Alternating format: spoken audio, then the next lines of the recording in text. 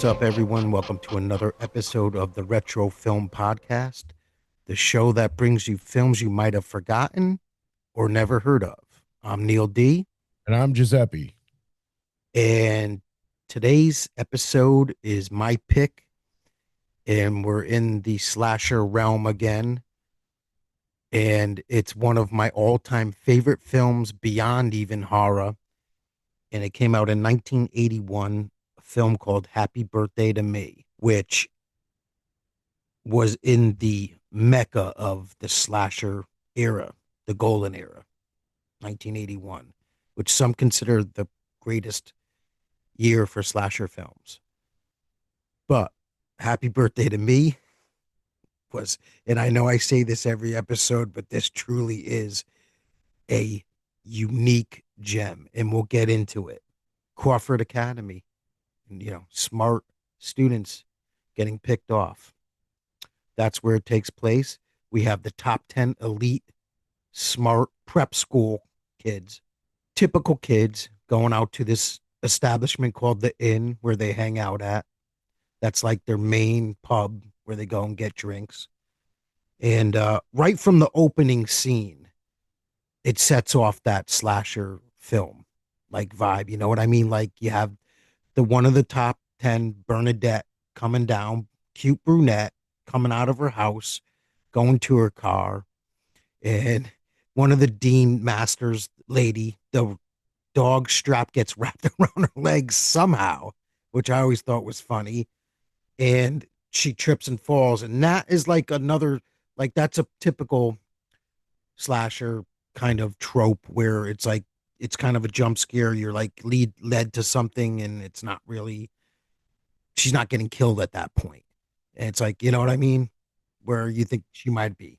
Yeah, and this early in the game, so early in like this, the slasher, Yeah, opening scene. And it was still a new thing, so it wasn't as expected as it might be now. right. So we're like, oh, okay, she's okay. So the music's going, you know something's gonna happen to her though. Then she goes to her car, and then bam, we see the black gloves wrap around her neck. And she manages to get out of the car. But what's interesting about that scene though is it tips you off on something if you notice.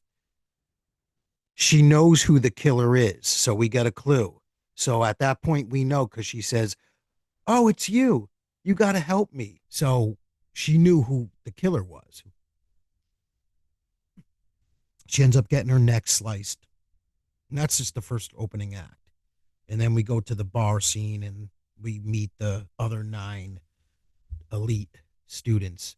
And another interesting fact is they're all wearing, which we'll get into a little bit later with the Giallo influence, they're all wearing the same scarf. I don't know if it was like a school thing, but they all have that blue, light blue, and dark navy blue scarf. Yeah, I did notice that. I mean, you do see it later on. They do kind of close in on it, and you don't realize that they're closing in on it because you think that the camera's just following something else completely. When we get to that scene, I'll explain exactly what I'm talking about. But that is something that I definitely noticed. So, and it kind of makes you think that it belonged to someone else through the movie because everybody, like you said, everybody's wearing it, but you don't For a realize that. reason. Yeah, at first you think it's like, wait a minute, why is he wearing his scarf? And then it's like, wait a minute, everybody's. It's a mislead tactic. Yes. It's an we'll get into the giallo. That's a typical giallo trope. But for our audience that doesn't know what giallo films are, because Happy Birthday to Me is heavily influenced by giallo cinema. Like I'm just gonna come right out and say that Happy Birthday to Me is an American giallo film. It really is. Without it, I'll debate that with anyone without a question, and we could get into why. It's a giallo film, but it's an Amer it's a Canadian slasher, but it's our neighbors up north, Canada. It's basically America. Same Um, same continent, it's not in Italy, basically, is what I'm saying, which was what giallo cinema was. But they were detective films with that were people were getting killed for either revenge reasons or monetary reasons. Those are giallo films, which were big in Italy. in the 70s. Yeah, right down to the leather gloves, man. That was a very Right. And that's what they did with Happy Birthday to Me, and that's why I love this film so much. Is that it's so influenced from the the black leather jacket, trench jacket, the the ironed black slacks. That's what the killer wears, and black gloves.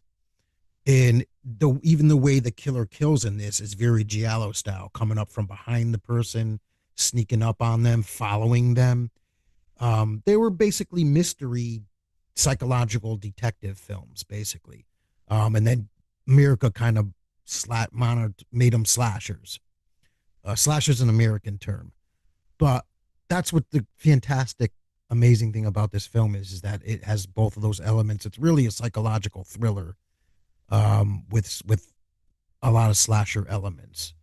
It's way more intellectual than a lot of the other slasher films, way more superior, uh, with the production value, the way the story plays out. And that's all because of Giallo. It focuses on a main character, Ginny, who we see flashbacks, but we don't know exactly what happened. And then we know she has a psychiatrist. She's dealing with something, and we find out it's an accident with her mother, and her mother passed away, and she's kind of has PTSD from that. The trope admirer, the nerdy kid of the group, kind of has a fondness for her. The alpha male guy who's riding the bikes in the movie is kind of the jerk off that she kind of gets turned off by. But what's great about it is that it has a lot of misleads, which is very also Giallo, where it leads you to believe it might be Ginny. We don't know who the killer is. Could be the nerdy kid. You're kind of what it does is it makes you be the detective. It's structured in a way where it confuses the audience, which I think is deliberate, and it makes you become the detective, and you're trying to figure out who done it, who's doing the killing. Somebody is picking these kids off one by one, and we don't know why.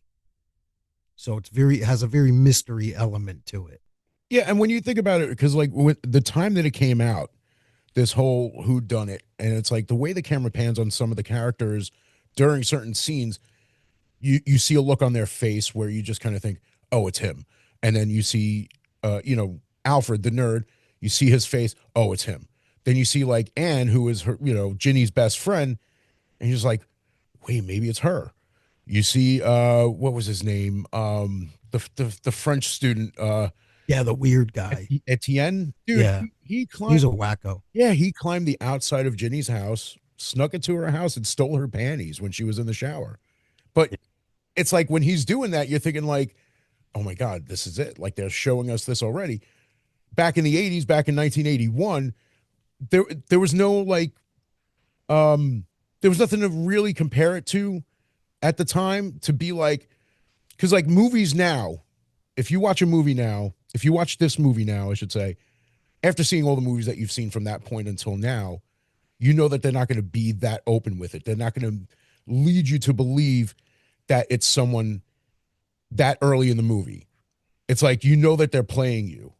Now, back then, it's like, wait a minute, maybe it is the nerd. Oh, wait, maybe it is the best friend. Maybe it is the foreign exchange student.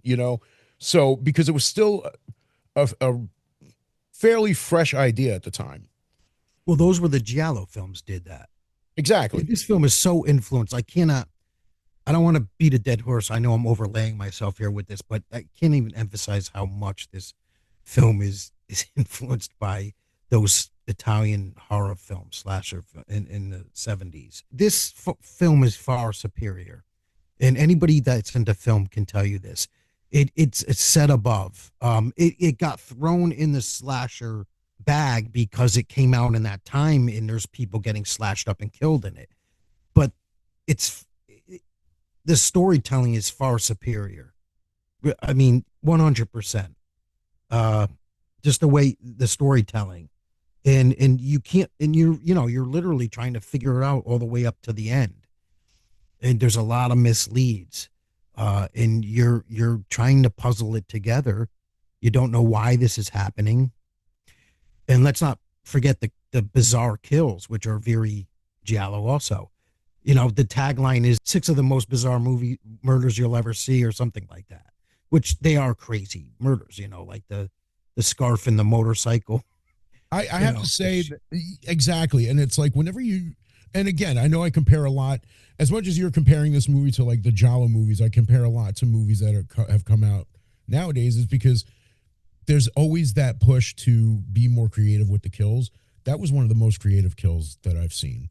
Just oh yeah, through the whole movie yeah, but that one in particular, the way the killer takes the scarf and just puts it around the wheel, effortlessly. revs the engine, and just brings his face right close to the wheel, and it destroys his face, just chops his whole face. Gruesome, yeah. And it was, for the time, again, very creative kill. Nowadays, you watch a slasher movie, not mentioning any names because I know you don't like it.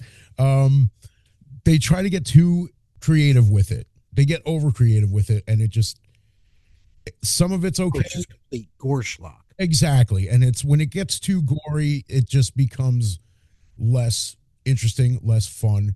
I mean, and today it's all laid out for you. I mean, it's you got the killer there. They captured the person, and it lost. It's this film brings suspense, sneakiness. It's not done POV, but it's kind of is. You're seeing the killer stalking the victim, lurking, creeping around corners in dark shadows. Notice the film is very dark, just like a giallo. It's very dark. You could see, but it's dark, which is a common theme in those films. You had Friday, the original Friday the 13th, which also was heavily influenced by giallo. Not as much as this one, but had the POV, the whodunit element, and I think this film took off of Friday the 13th and kind of just brought it more, seeped into it more. Oh yeah, especially with the whole, oh, it's you. What are you doing here? And then you know, then it's just you see the killing from the point of view of the And that's a total, in those giallo films, it's always somebody that they knew, right. you know. Um, the director had to have studied that cinema. I mean, it's evident. The misleads, deep focus on the main character, going through trauma, the costume of the killer, it's all there. That's where a lot of the slasher films lack in that era. There was some great ones, I mean, but they were simple. They were simple. Some of them even had no motives, just really bad. But they were flushing them out. And I believe this got a theatrical release. What's interesting about this, though, film I read up is that they changed the ending. I don't want to jump too far ahead, but they changed the ending in the last minute. Really? The ending was supposed to be different, and production reasons they changed it. And we all know the insane ending. Yeah, the ending is quite insane. Just rewatching it, and I had to rewatch it because there was something that I felt like I missed from that ending, and I still after There's rewatching. so much to it. You find something new every time you watch, and that's what makes a great film. And you know what? Also, it has funny elements too, and it has a really good feel in the beginning where these group of friends are tight knit. Everybody wants that. It's like St. Elmo's Fire, but in a slasher film. You know what I mean? Like you get that kind of metaphor. It's like they're a group of tight knit friends, and they're all hanging out together, and they're having a good time, and they're always together, and they go to this sane place where it's comfortable to them, and kind of like My Bloody Valentine, same type of thing. It's different too because it's set at like a snobby, rich, preppy, uppity academy where these kids are smart, and it delves into that psychological factor too. It's almost two stories, like you're trying to figure out, okay, she has a psychiatrist, what's the psychiatrist doing for her, what's it all about. It gets a little creepy with them too I was at the scene, like I was you just know about to say that too. I was like, do yeah, you think that Ginny and Dr. David, do you think they were a little too close? yeah, it hinted on kind of, you know I did pick up on that But like, last see, like, watching it. and that was the thing too, because like it almost seemed like he looked at her as like a daughter figure, though, more than anything. because you find out the type of relationship that she has with her father, and it's like, he's always going to work. He has to leave. It's not like just, hey, I got to go to work. It's like, hey, I got to go out of town to get to work. But Dr. David is always there whenever she needs him, and it's just like you it at first it just seemed kind of weird seeing this older dude and this younger girl, like, but then you just kind of look at it and it's like, this seems more like father daughterly, at least to me. But I mean, she's what is it, Sue Anderson, the actress? She's sexy in this. She's in that like prep school kind of way. I had a thing for. I thought she was sexy in this. I thought she was, I see, like, to me, I thought she was more cute than sexy, if you get what I'm saying. you But know to me, that's sexy. It's just my type. yeah, I mean, like, dude, I was more into Amelia. I thought she was really cute. Yeah, they were all hot, but they're trying to figure out what's going on with her because she's, obviously she's going through a lot of trauma, and we find out that she loses her mother at a young age, and she was really close with her mother. We see the grave scene, where she visits her mother's grave, and it's always dark in this. Did you notice that too? Yes. Like it's always at night, and it just has that element to it, that eerie, kind of cinematography to it, which just adds more to the film. True. But we know something's going on with her, and she likes the school, she likes her friends, but there's a past there that we're trying to figure out as well. While our friends are getting picked off one by one, and we don't know who's doing this. And the nerd kid, of course, is the cliched. He's what into what's the when you stuff animals? Taxidermy. Yeah, taxidermy, which is an odd hobby, but On top of that, making masks, making, like, molds of people's heads. When they go and, like, sneak into his office or his room or whatever, there's Bernadette's head. So when you first see this thing, it's obviously, it's in the movie itself, it's her actual head, coming up through a table or whatever, just to make it look more realistic. But you think that, like, when I first saw it, I'm like, oh my god, he is the killer. It's her head. Her head is right there.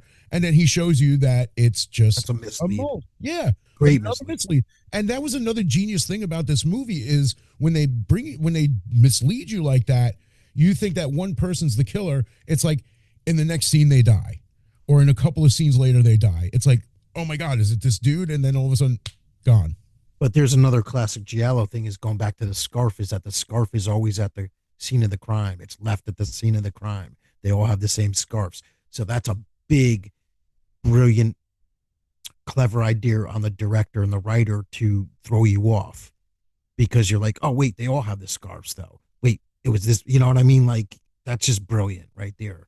Oh yeah, and Uh, another great mislead was where Rudy he was just playing a soccer game, scored the winning goal, and he tells Ginny to meet him at the chapel, and you see him running along, and he just looks down, and he sees something sticking out of the dirt, and he goes over and reburies it. You find out later, when I first saw it, I couldn't really tell that it was the scarf, but you see, it's another mislead. It's like, yeah. what did He he? was a weird character though, Yeah, too. and then you find out that was just to mess with people, because he buried like he buried the skull that was, you know a model for the school.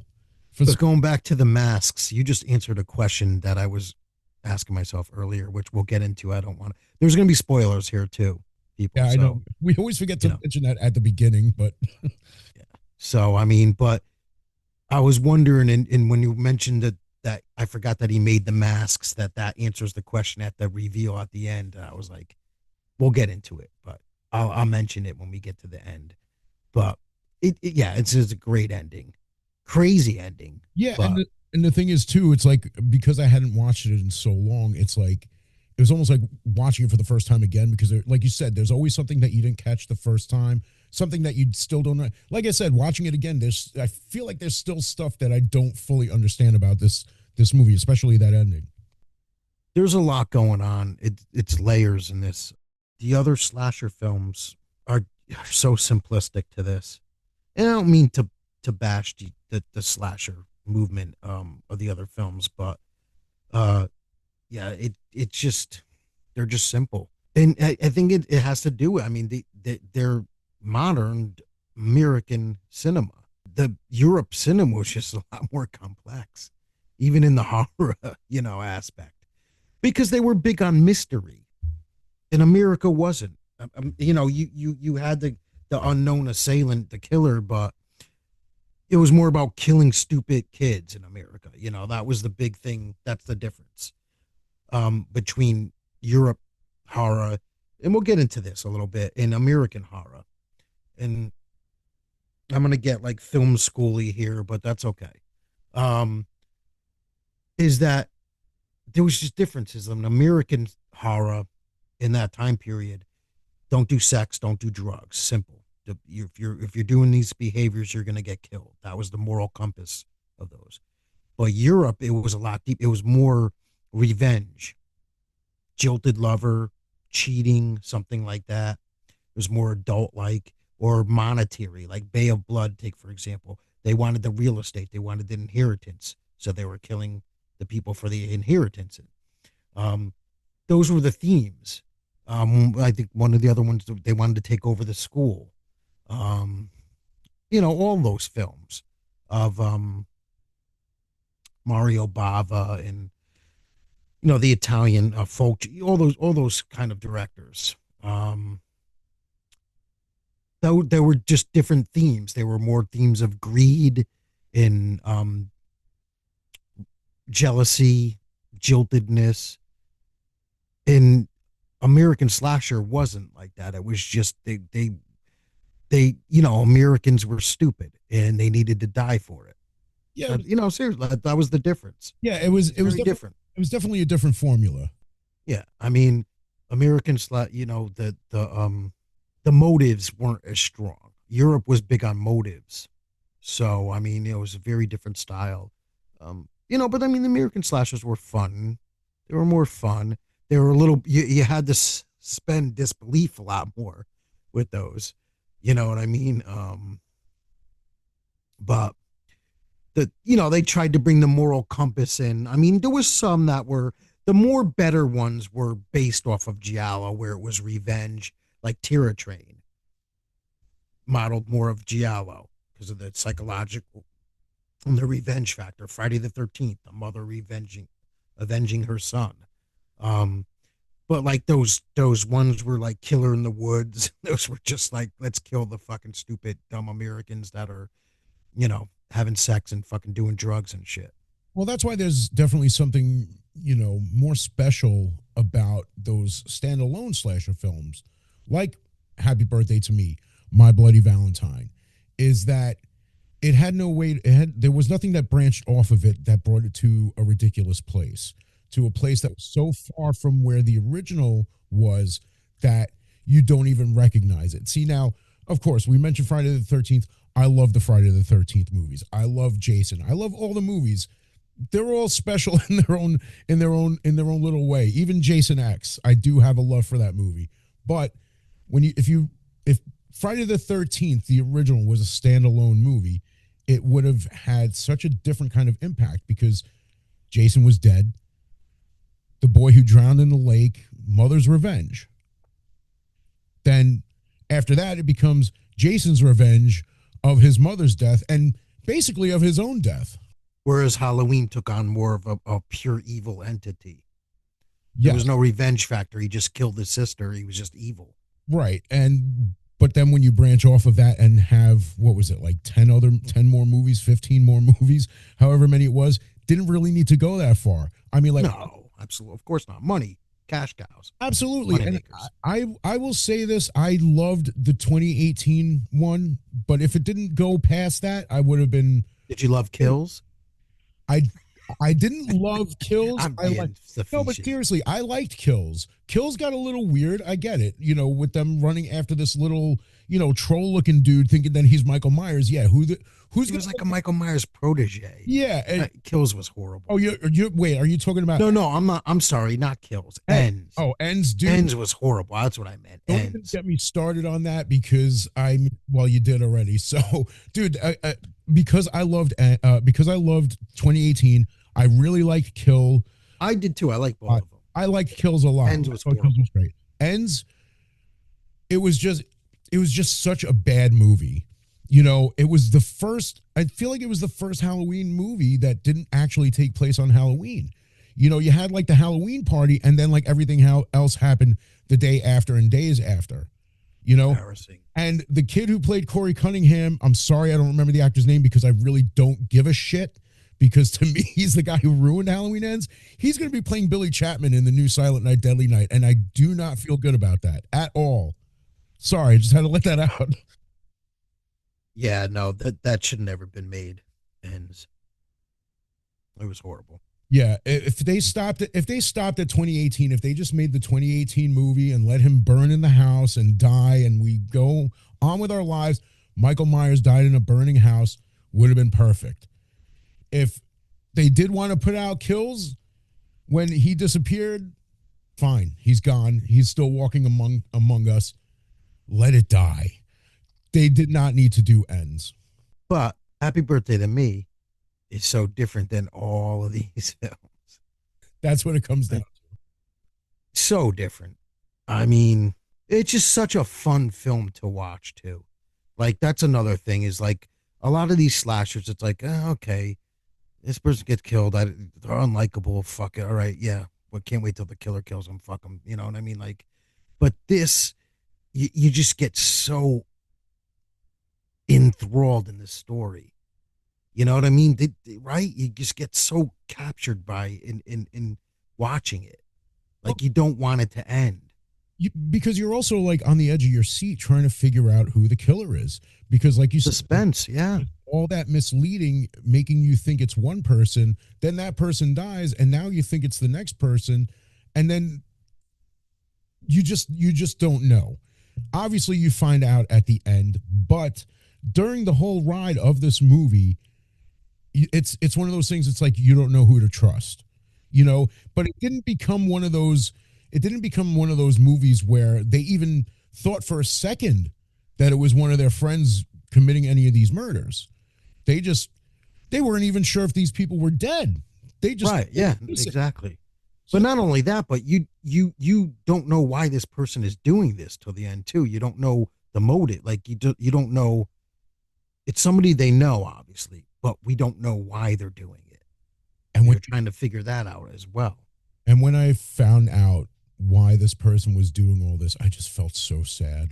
I felt so bad for this person. You know, Well, I'm it's not. kind of that's the only thing. That's the only I don't know if I want to say critique I have about it, but that it was a silly. The motive was really silly, like far fetched. Like that's what they came up with. I mean, it's a great ending. You know what I mean? But like, Well, dude, we can also go back to Halloween again for a second here. When you kind of find out why Michael Myers kills, in a sense, at least from what I gathered from it, that's kind of silly too. You know, it's like we talk about how he was just evil, just killed, but when you see him go back to his old house, kills the people in the house, what does he do? He goes back to the window that was in his sister's room when she was alive. When they show him back as a kid, he would go into her room and be standing there looking out that window. So it kind of makes you think, or it kind of made me think, that his motive was just to get back into that room to look out that window, just because he liked looking out that window. He killed his sister because he wanted her window. To me, that's silly. But when you look at the motive in Happy Birthday to Me, when you look at that as a motive for Michael Myers killing, it is ridiculous. But it just goes to show you how crazy people are that they would kill over something that ridiculous. the motive in Happy Birthday to Me is so far fetched. You know what I mean? That's the only thing. Is it's far fetched, and I don't want to reveal it right now, but we'll get into it when we get into the end. But it's like really, um, it seems like it was written fast, and I guess it was. I mean, if I like I said, I read up. What they did is they had to come up with some kind of quick motive and reason for this at the end. So that's what they came up with in like half an hour span. the writers. That this is from what I gather. Um, Well, when we finally get to when we finally get to this ending, we'll talk about that. But you also got to tell me what was the original ending because I'm very oh, interested. I don't. They didn't go into it. Oh, they never revealed that. No. Oh, okay. I'm sitting here thinking, all right, I got to know what the original idea was. All right, if they Yeah, no. do it, But that sucks. it was changed, altered in like fast. You know. This movie just But created a new mystery now. we might never find. But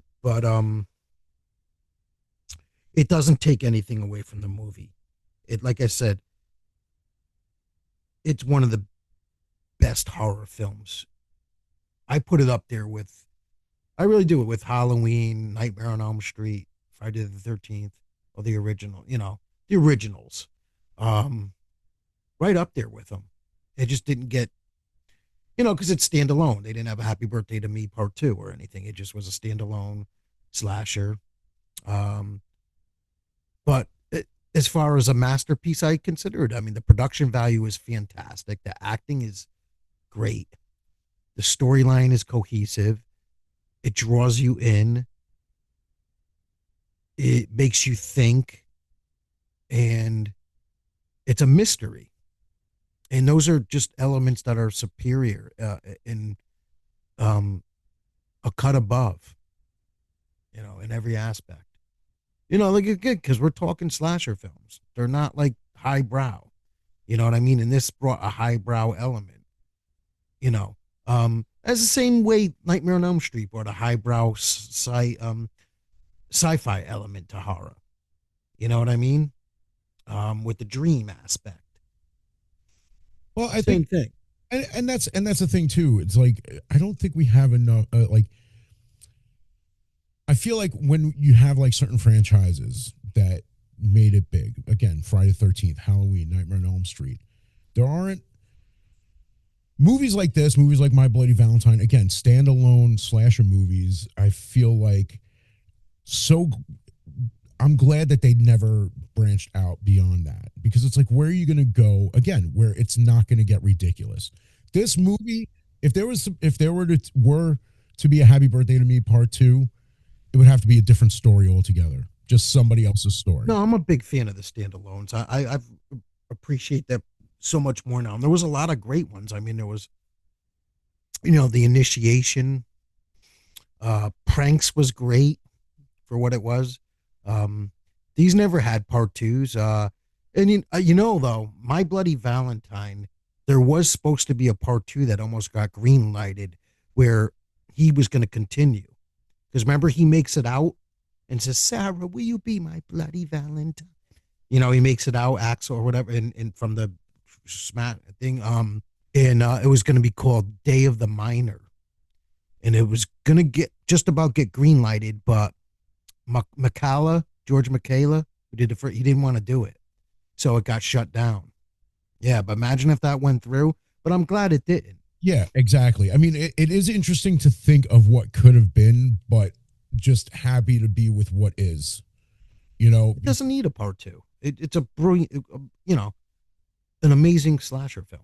It didn't get as much promotion. It didn't have the franchise.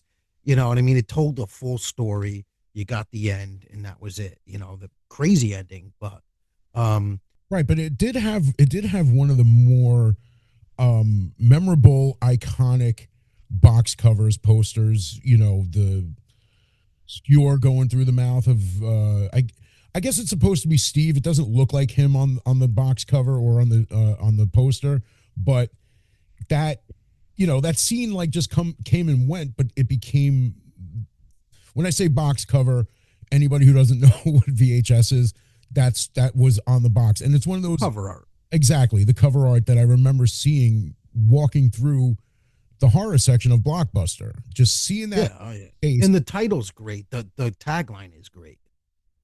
The red font, "Happy Birthday to Me."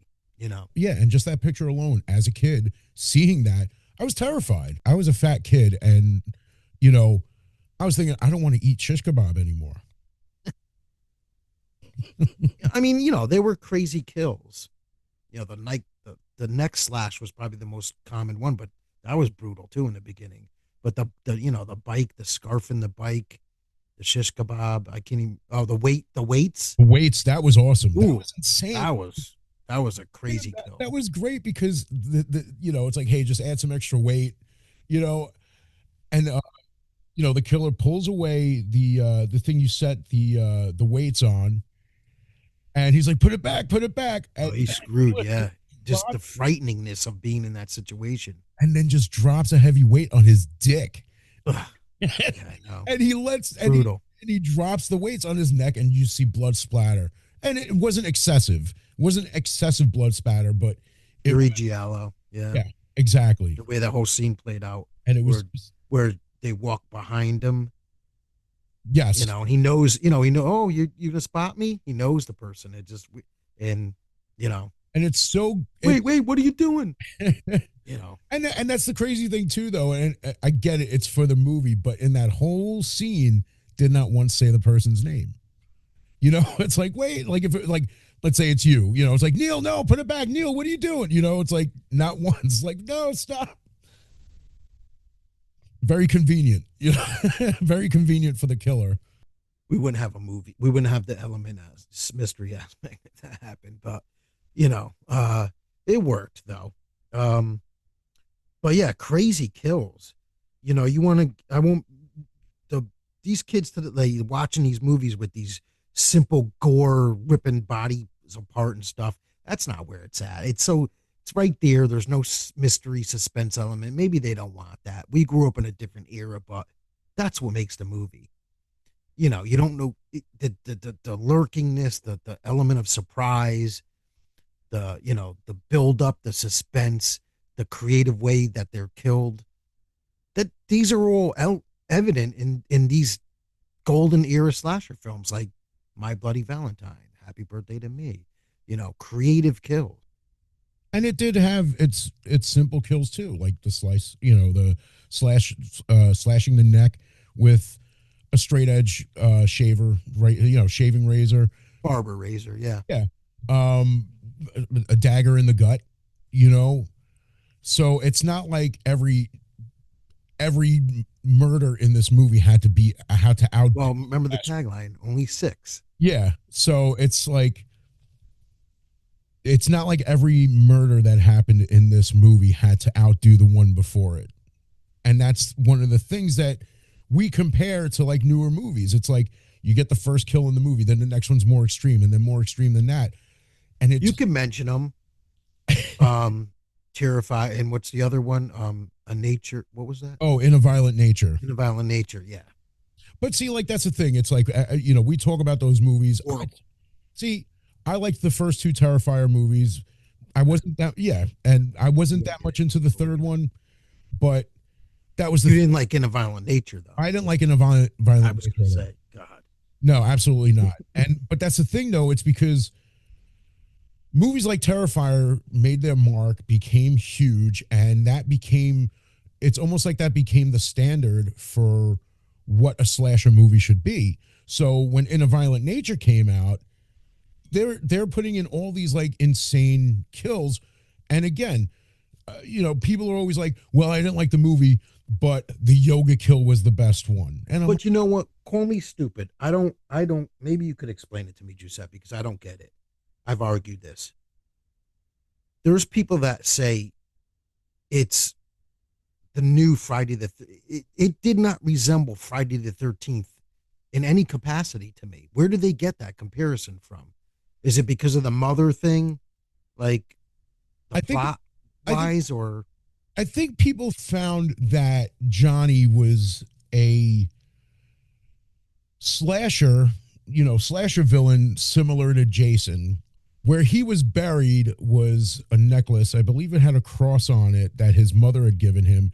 And because they took it, this rose him from the dead, and he just went on a tear. Now, I get that the director was trying to do something different by having it from the killer's point of view, but it put you in a position where you didn't know the characters.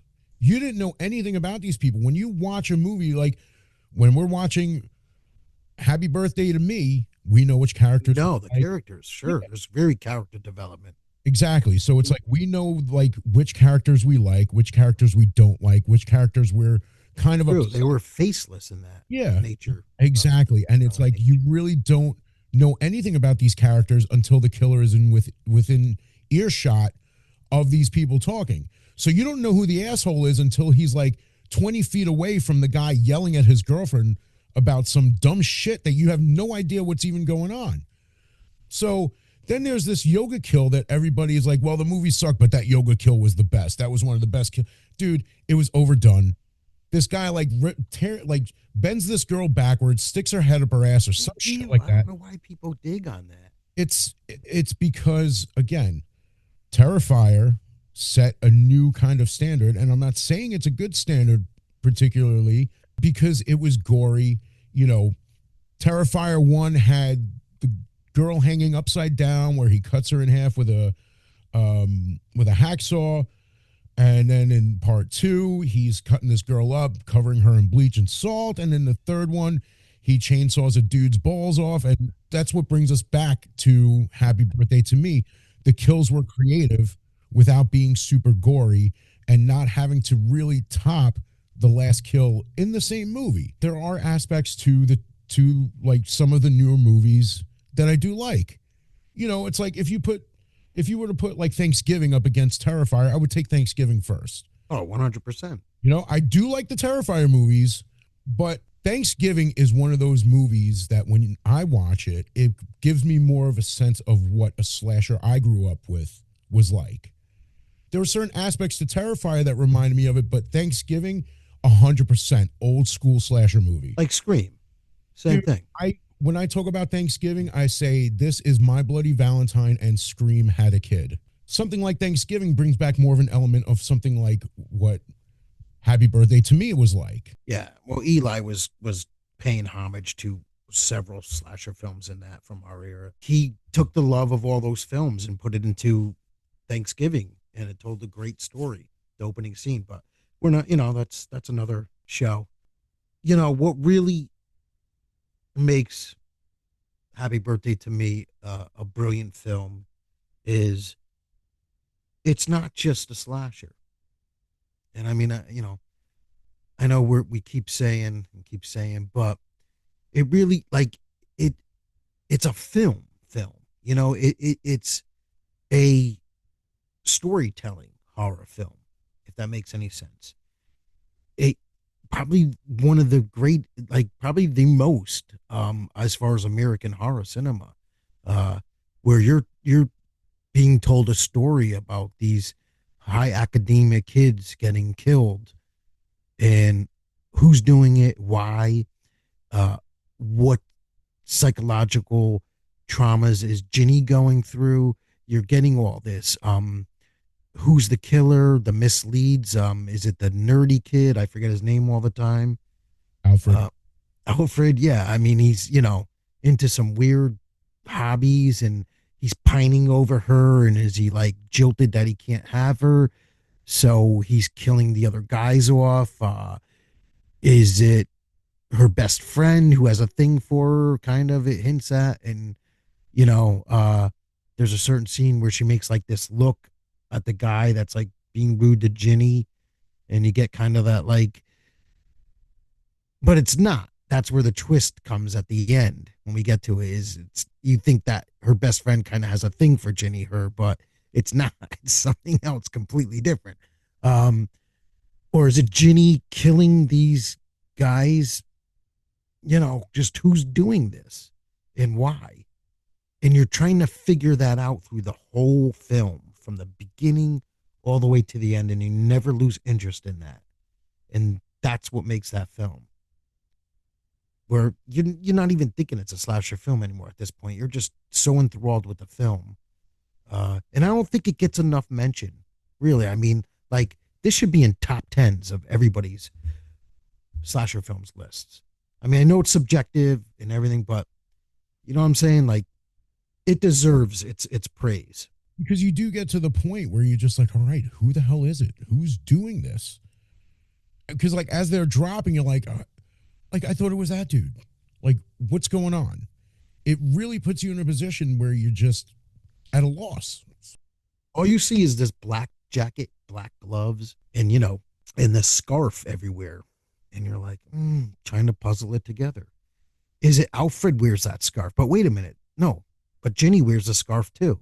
So that's the probably the greatest mislead. And I picked up on that. And that was deliberate. That was like the weird thing when you see Etienne get his face chopped off by the motorcycle wheel, and he's got the scarf that the killer throws into the wheel to pull him into it to have his face just destroyed. Later on, when I saw Alfred wearing that scarf, I'm like, wait a minute, Right. that's Exactly. Etienne's scarf. What's he That's the doing with that? mislead. Yeah. And again, as you mentioned, then you see it in the dirt when Rudy's running by. Then you find out that that was just to throw people off, just to. But why was Yeah. he Because we're throwing all people? wearing the same Why stuff. did he? Why did he make this joke? And then then the scene when he takes Ginny up to the bell tower, and he's like, if I cut this rope or whatever, he's like, I got a knife, and then you see like blood dripping from where the bell comes down. The priest pulls the cord, and there's blood on it. It's like, whoa, what happened? But then you see Ginny walking through the hospital, uh, and you're like, okay, so something happened to Rudy. Where is he? And then later on, you see him like hanging from the rafters of the library, doing like some Three Stooges shit. Like, hey, he falls on the floor and he looks up. He's like, hi, you know. Yeah, that was like a weird kind of probably could have been edited out scene. I think they were trying to add like a little bit of humor to it, kind of. Yeah, and and that's the thing too. It's like I get while Rudy was up there with Ginny, he was doing his whole like what was it, Quasimodo. Everybody wanted Ginny. Notice that too? She was the hot, like they were all trying to get her. But when you think about that, though, that's what makes the ending make more sense. You know, because I know we're going to get into the ending. I know we're getting there soon, and I don't want to give it away, but it just makes it make more sense as to why and who. Well, you know where you get that is like at the beginning. I don't know if you caught it, where she's at the gravesite of her mom's stone, and she says, "Mom, you would be proud I'm liked," and that's a theme of it too. She was insecure. She wanted to be liked by these people. She wanted to be accepted into the 10 elite. That was important to her. Right. But you also get that it was important to Ginny's mother for her daughter to have friends, to be popular, to be a part of a crew like that, that people just knew that was, like you said, the elite, the top 10, as they called themselves. They just seemed like all these guys were pining over her. I mean, she was a cute little thing, maybe even the psychiatrist and the father, maybe yeah, the father was a little wacky too. You get the kind of it trying to set up the father daughter dynamic and nice house they lived in, professional father. It doesn't get too far into their relationship, but they're both feeling the loss of the mother. Obviously, seemed like a Norman Rockwell kind of family, but she was, dealing with this psychological thing and losing her mother and everything, and that's a big part of the film also. And you're just trying to figure out like how fucked up is this girl and like what's going on, the flashbacks and everything. That was unique. One of the things that I kind of noticed too was how Ginny's father really wasn't too keen on her visiting her mother's grave. And it was almost like he didn't want her to remember, or at least not want her to remember certain aspects of her mother or her life with her mother or what happened to her mother. So I understand that there is the tragedy of the loss, there is the pain of the loss, but there was a certain portion of it that the father really didn't want Ginny to remember. Now, And we know why towards the end. exactly. Now, we know that Ginny remembers that her mother wanted her to be popular, that her mother wanted her to have friends, have a lot of friends, and have, you know, rich friends, not just any friends, just friends that had some, Academy.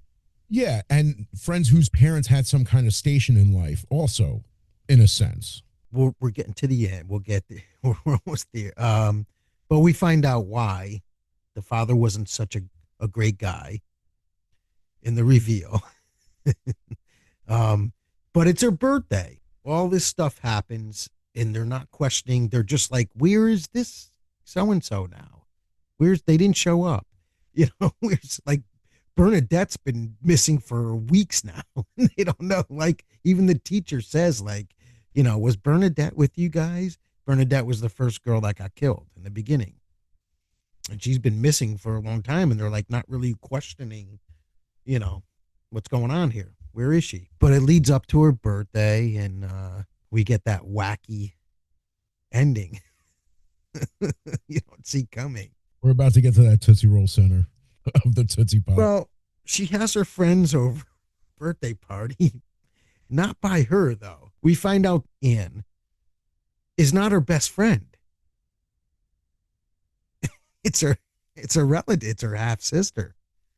And because of this, she's so fucking jilted and angry.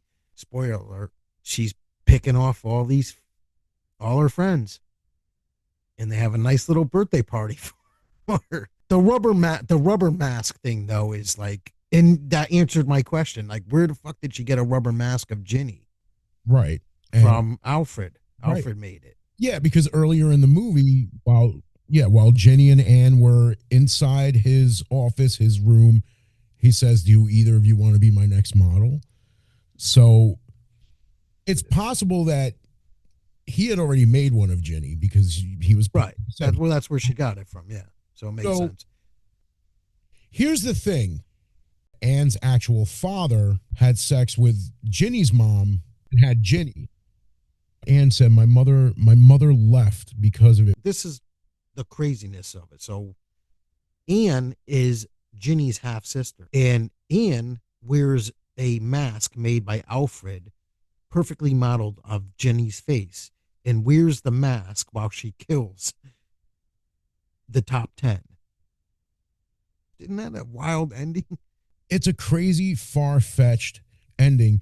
But the thing is, when it was Ginny, because Anne's wearing this mask of Ginny, and you think at this point that it actually is Ginny, there's an understanding as to why it would be Ginny. And now, again, this is where it becomes like that's kind of a ridiculous reason, but Ginny wasn't a very popular girl.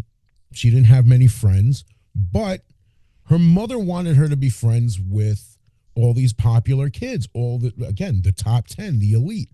So she invited all these kids over for Ginny's birthday party. None of them came. None of them. Right. So the mother's like, "Where are all your friends? It's 5 o'clock. Didn't they know it was at 4?" Well, Anne is having a birthday party. Anne's having a party at her house, and they're all there.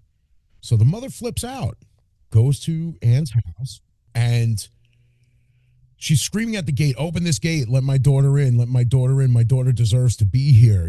Like it's like, and then I guess like the security guard, like this old dude comes out and it's like, "What are you doing here?" It's like, "Look, my daughter deserves to be here. I'm rich now." It's like, "Yeah, but everybody knows what you still are." So this is where we find out that Anne's father had an affair with Ginny's mother, and that's how Ginny was born. Because when Anne reveals herself to Ginny later on, takes the Ginny mask off, she says, "My mother left us because of you." Right.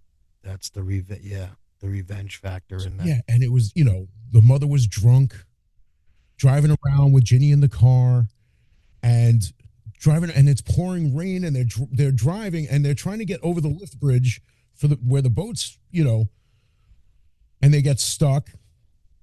They get stuck in the water, the mother basically tells Ginny, "Go save yourself," and the mother That's a psychological drama right there. Yeah. Exactly. The mother drowns and dies in the car.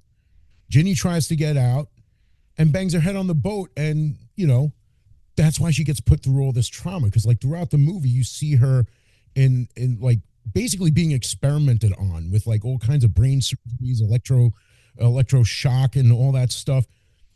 And throughout the movie, more and more of her trauma is revealed through these flashbacks. Yep. But you would never be able to figure this out. Oh, absolutely not. That's like the crazy twist. Like, you know Right. what I mean? The insane twist. See, it would have been a twist on its own if it was Ginny. When you see Ginny killing Alfred, you know, this is the when Ginny kills Alfred, this is the scene where you think Alfred is going to be the killer because Ginny's there, standing by her mother's grave. Here comes Alfred, quiet, wearing the leather gloves and the striped scarf, gets his hand in his pocket. You think he's going to pull something out. She turns around and stabs him right in the gut, falls to his death. You see his hand. Well, you think it's Ginny. That's the crazy twist. Right. It's Ian wearing a Ginny mask. Right. And that's when it like turns around. It's like, okay, it's not Alfred. And you kind of feel bad because Alfred had a little white flower and a white rose in his hand for her. So it's understandable to think that Ginny was the killer because all these people screwed her over on her birthday. All these people she invited over to her birthday didn't show up. So That's the now, fake motive. right, exactly. And that's when I like felt bad. It's like, oh, all these people didn't go to her party. I get why. I'm not saying it's a good reason, but it's a reason. It's an understandable reason. Basically to get her own revenge and also her mother's revenge because her Like a twist on a twist on top of it. exactly and the twist on top of Ginny being the killer is Anne being the killer in a Ginny mask. One thing I thought was a little too much was like how in every scene where she says, well, that's when I stepped in and took over. And it's like it's like 3 or 4 scenes where you see her just putting chloroform over her. It's like, all right, my turn. Like that was a little much. But this is where it makes sense why Anne was the killer and took on the face of Ginny because, as you were saying, like all these guys were pining over Ginny. And it's like if they're pining over Ginny, they're not pining over Anne. And it's like, this girl screwed up my life. She screwed up my life because she was born out of wedlock from my father. And my father, I'm sorry, yeah, extramarital, I guess you'd call it, extramarital relations with the woman who was ultimately Ginny's mother. And It's my kind mother, of kind of smart though. If yeah, you and do. her mother left the family because of it. And now, on top of my mother leaving us because my father had an affair, this girl is more popular than I am. All the guys want to be with her. Yeah. It It's was a like jealousy envy thing too. Yeah. exactly. It's like these were my So friends. Giallo. Yeah, these were my friends. These friends were at my party and not yours. And now all of a sudden they You're the want popular girl now. Yep. to exactly. Right. So that's where the motive. That's where Anne's motive comes from. So when you thought it was Ginny, you understood why that would have been her motive. All these people basically dissed her on her birthday. The whole film is one big mislead. Very brilliantly done. Yeah. Absolutely. I mean, for it, yeah, it's the most misleading in a great way. Conclusion. You just never see that coming, and then at the party, they're all dead in the chair. It's just insane. And then like when the father comes in and sees all these dead people in his little cottage Yeah, behind. they finally came to your party. Yeah, but You know, he's crying. Like you can only imagine what it would be like to be in a room with who you think is your daughter, which we find out it was really Anne, but who you think is your daughter, and you're just what did my kid just do? He's crying like, oh my God, I can't believe my daughter did this. This is terrible. And then Anne, they not all had like those crazy. Now that I think about it, like the initiation is another spoiler alert. If you want to, that's another golden slasher from the '80s starring Daphne Zaniga in it. It's set part in a mall, and it's it's a twin sister. The twin sister is doing the killing, and you think it's her.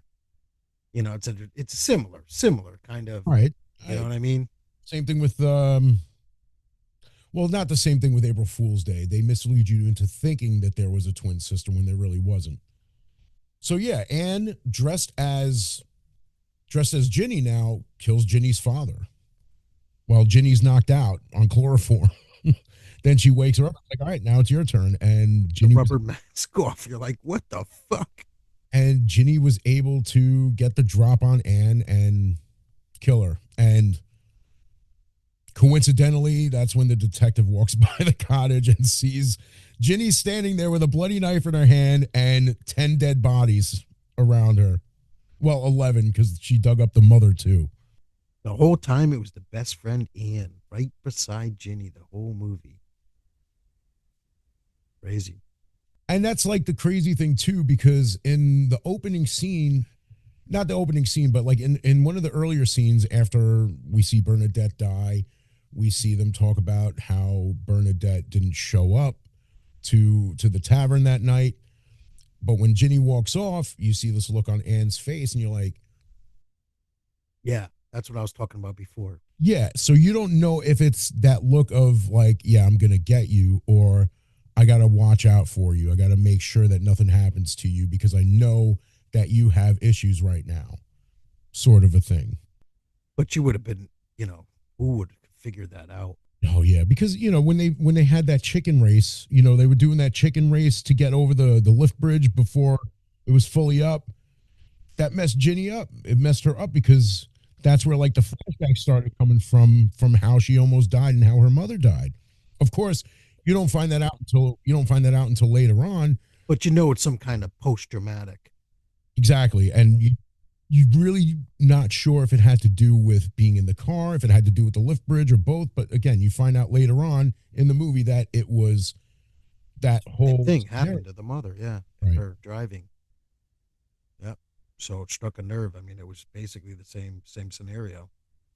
Um, yeah, I mean, like I said, you have to piece it together, and whoever figured that out, if there's anybody out there that you know, I highly doubt anybody watched. no, Dude, honestly, I feel like if anybody told you, well, I knew exactly what was going on, you're a fucking liar, dude.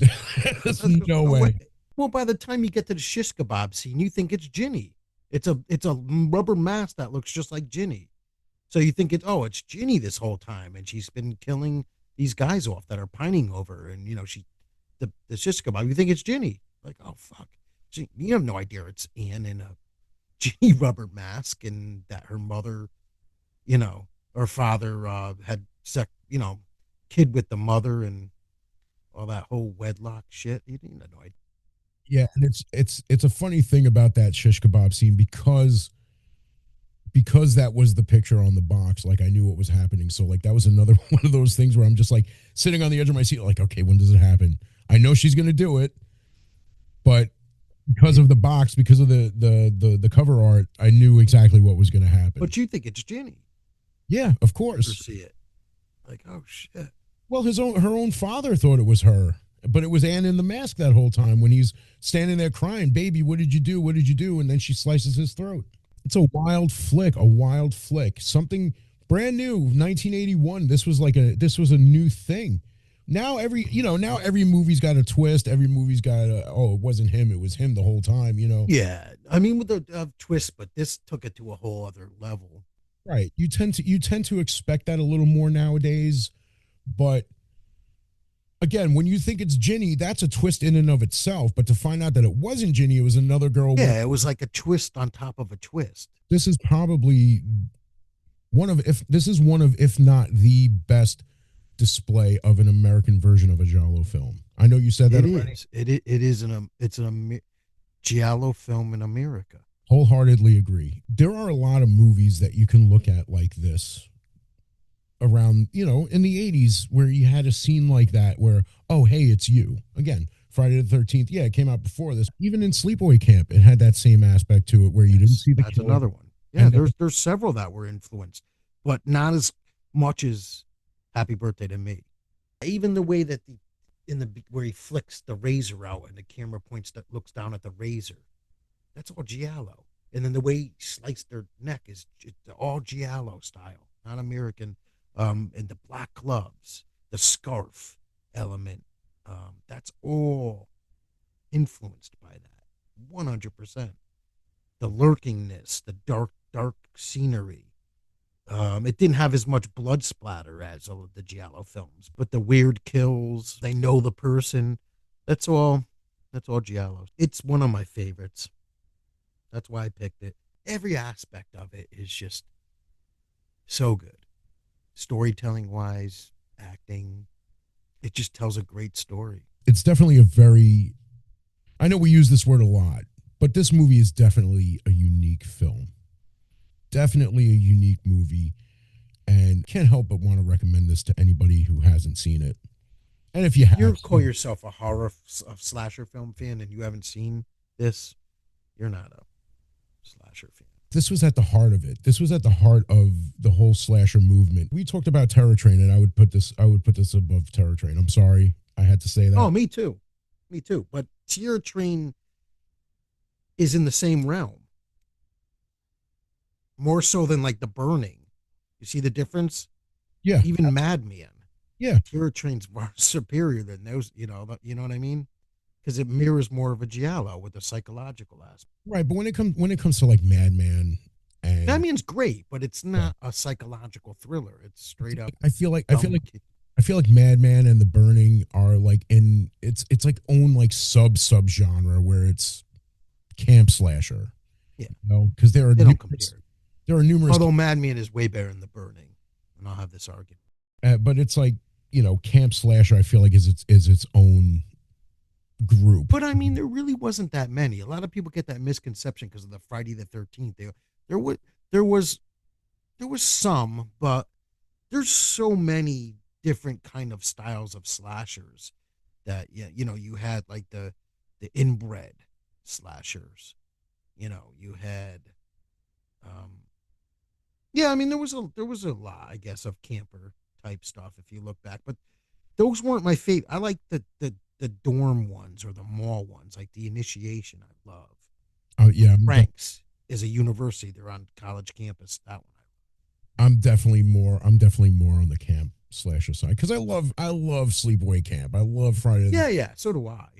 But I mean, I love slasher films in general. That's my favorite horror genre. Yes, same here. But there's different ones. I mean, like, and then you have one that's way out of the box. I guess it's suburbia, but you have Nightmare on Elm Street, which took place in like a suburban element, and it had sci-fi elements to it. It took it to a whole new level. Wes Craven, you know what I mean? So Yeah, fantasy elements too, in a sense. yeah, sci-fi fantasy for sure. Um, so it's just there's so many different styles.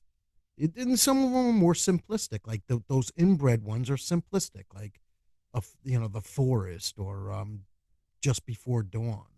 Nothing against them, but they're like inbred, you know, country folk Yeah, where kids get caught, like a family or something. yeah, like backcountry shit. Like Yeah, back roads hit country shit, and like I mean those influence stuff too. Like you wouldn't have Wrong Turn without Just Before Dawn. You know what I mean? So, but then you have like Hell Night, which is so unique. I love. We're gonna do that one too. That's one of my favorites. You know what I mean? But um, as far as I can't say it enough, Happy Birthday to me is just a cut above, superior. 10/10. oh, definitely agreed, man. I mean, this, like I said, watching it again, there were certain things that, like, I had to watch it again because, like, I remember watching it again like a year ago, and I'm like, okay, wait, what am I missing here? And I had to rewind it a couple of times the last time I watched it just to make sure that I got what was going on, because there's so much crazy shit happening between quote unquote finding out it was Ginny doing it all the time, but then finding out that it was Anne doing it as Ginny the whole time, and then finding out that Anne is Ginny's half sister because her father had sex with another woman and is trying to get her daughter into that part. Dude, so much crazy, weird, insane It all came shit. down to just they wanted Jenny to have friends and feel Yeah, loved I and mean, wanted and yeah, popular. and Basically, that's the crazy thing about it. It was all for that. I And know, then you had the jealousy rage of Ian not being the popular girl anymore. And that was the motive. right? Yeah, so it's all craziness. But it worked. Yeah, and it's like, but that's the thing though too, because it's like Ginny's, you know, birthday party nobody showed up for, and now you think that she's seeking revenge because they didn't go to her party. It's like you feel bad for her. It's like, oh man, they didn't go to her party. It's like, but now she's killing them. It might not be something that you would say is a good motive. It is a motive. It's not a good motive in the sense that, like, if it were me, yeah, I wouldn't do that. But But understand. then you look at Ian. Why would Ian was that jealous of she wanted to be popular that bad? Is that the mode like where she would do something like that? Right, but the thing is, when you think it's Ginny, it makes sense because again, they didn't go to her party, but it was also the reason that her mother died that night, trying to get her into that party, but then finding out that it wasn't, because that would have been a good idea. That made sense. But it also makes sense that it's because Anne's father had extramarital relations with this. It's just such a wild unveiling at the end because you think it's, like you said, a double twist. Yeah, the screenwriter wanted to take it that one extra level to set it apart, and he sure did. And I'm just so floored by the idea that this wasn't the original idea for the ending, and I want to know so badly what the original idea was. Was there Look it up. I read it quick. It was on one of the. It said, yeah, it said something like the ending was altered a third twist the somewhere? last like 20 minutes. I gotta It know. it doesn't explain like why or what or how. You know what I mean? Yeah, I get it, man. Because like this is the Might first have time. been. It might have been that Ian twist. Maybe it was supposed to be Ginny originally, and then they were like, "Oh, you know what? Let's fuck with the audience even more and make it Ian wearing a Ginny replica rubber mask because of adultery and being unpopular now, and jealousy, and kill all the friends." Yeah, because you just kind of, when you think it's Ginny, you have this like, oh, I get it, and then when it's Anne, it's like, wait a minute, what? They had that extra sauce, that extra mayo, man. That just Right. And then when you hear her story, you're just like, oh, okay. Because, what if we do this? To really fuck with the audience. You know what I mean? Like, oh, and then you get a second review and you're like, holy shit. right. And I think maybe if the Anne segment of that ending, if that was what was added, I understand it. And I understand them changing it because a lot of stuff, like there were a lot of twist endings, but at the same time, they revealed, quote unquote, Ginny as the killer too early in the movie. It wasn't like at the very beginning. It was like basically in the middle of the movie, you find out that Ginny's the killer, quote unquote, Ginny. Right. Exactly. Yeah. So, So it takes away that mystery element. That's no more the who done it aspect, exactly. which is fine. Movies, do, and then, but then they add that extra twist. It's just like, holy shit. Like a bomb drop. It's like, oh, fuck. Didn't see this coming. You get your rug swept right out. And you're like, holy shit. This is what really went down. This is the deal. But I mean, that's great writing. Uh, but yeah, like the complexity is just far greater than those all those other slasher films of that era. Very more complex. Yeah, and it was still early on in the 80s before a lot of these Intense movies. scenes, the flashbacks, um, just very intricate. I mean, and that's what sets it apart. What makes it superior. Yeah, those flashbacks were wild. Like when you see them cutting her head open and all that stuff. Yeah, it gets deep. I mean, it's really gets into it. Yeah, that's the stuff that makes me cringe. Like I still watch it. I'm just like, oh, when they're drilling the holes in her head and they're like cutting it open and all that stuff. Oh, her brain's swelling. You see it like getting, like, oh God, I can't look. What'd you think of all our dead friends sitting at the table? Looked like a fun party, man. Like I was like, man, now I want a piece of cake. What a crazy party, huh? Yeah. Wasn't there like a head on the cake too? No, there wasn't a head on the cake, but No. yeah, but But doesn't she say something crazy too? I forgot. I haven't like this is your birthday or like happy birthday, well, Ginny. yeah, Or she came out singing "Happy Birthday" to herself. yeah, which was Obviously sweet. the name of the movie, And she but takes the mask off. What a creepy girl. Crazy. So I know. So what's your conclusion of Happy Birthday to Me? Definitely watch this movie. It is one of the more unique slashers that I have ever seen. And again, as you say, it's more of that Giallo type style than it is slasher, but it's definitely a must see. I would definitely recommend this movie for slasher fans, for horror fans, anybody. Just watch this flick. It's a fun flick. Even though we just, you know, gave even though we just gave away the ending if you haven't seen it. Still watch it. I mean, my conclusion is